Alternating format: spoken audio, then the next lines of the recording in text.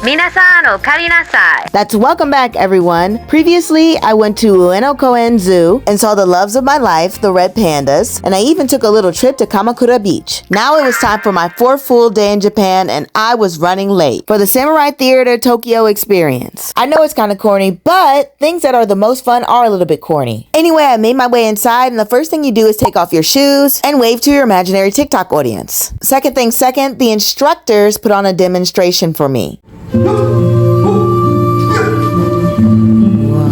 Now it was time for me to learn. Yes. Okay. Next. Right to me. One step. Yes. Catch. Left hand. Catch. Sky and yes. And sky and is yes. The instructor walked me through all the positions. This stance is called Jodan, and this cutting motion is called Mako. It was my favorite. Oh. Yes. Last one. Jodan. Mako.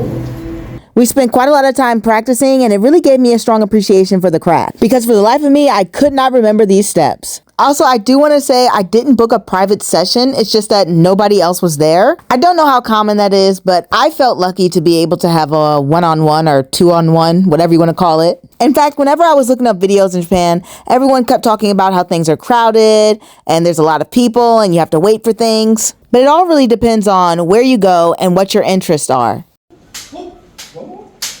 Oh, nice. Me, myself, I was having the time of my life in Japan, as you can see. You could tell as a kid I loved to play pretend. I should have been a theater kid. Okay, jump right. Okay, out. Jump out.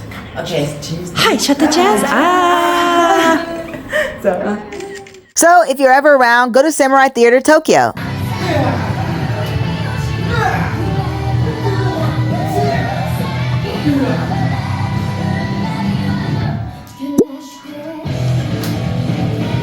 Okay, very good. Nice.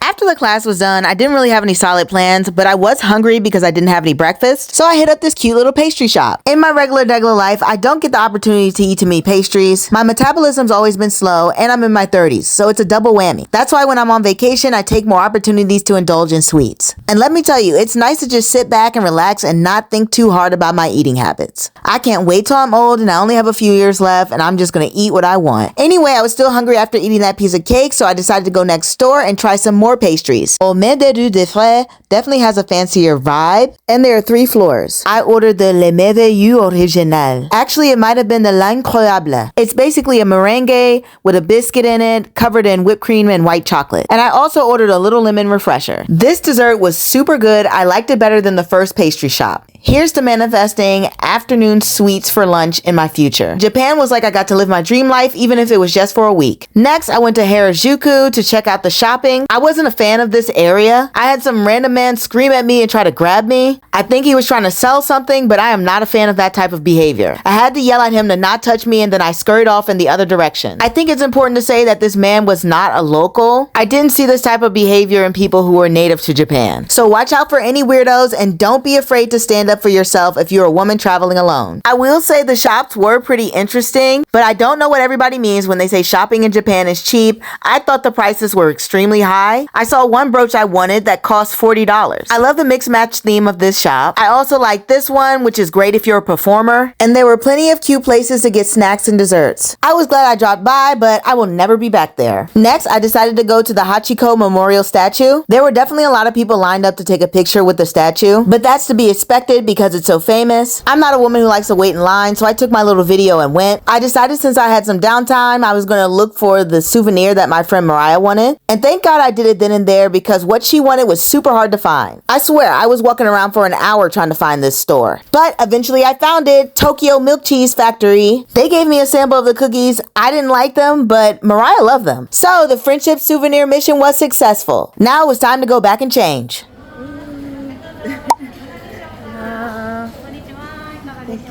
I was on my way to Fugu Club Migiyaki Bete. Fugu is Japanese for pufferfish, so yes, I was on my way to try the poisonous pufferfish.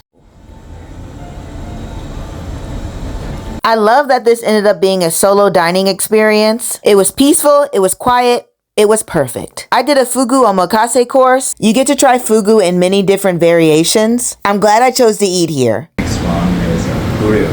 Grilled. Yes. Ah, okay. The skin? Yes. Okay. That's right. And this is the meat. The meat. It's around the body. Okay. And this is around the oven. Okay.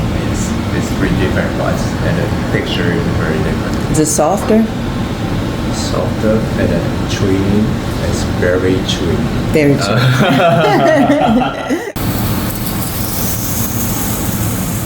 As you can see, they had grilled pufferfish, sashimi pufferfish soup, and they ended everything with a scoop of vanilla ice cream nestled in olive oil and topped with pistachios. The food was so good, I had to tell that man I was happy in Japanese. Shiawase desu. I had some time to kill before my next stop, so I decided to head over to the Muscle Girls bar located in the Akihabara district. I didn't realize that you needed to make reservations before you go. I thought it was like in the US where you could just walk into a bar, but it was lucky that I left when I did because then I wouldn't have made it to Shibuya Sky. Shibuya Sky is an observation deck where you can see the whole city. Me personally, I love seeing city lights. Sometimes you just need a nice dose of man-made beauty. For someone like me who's afraid of heights, I sure have been on a lot of tall buildings this year.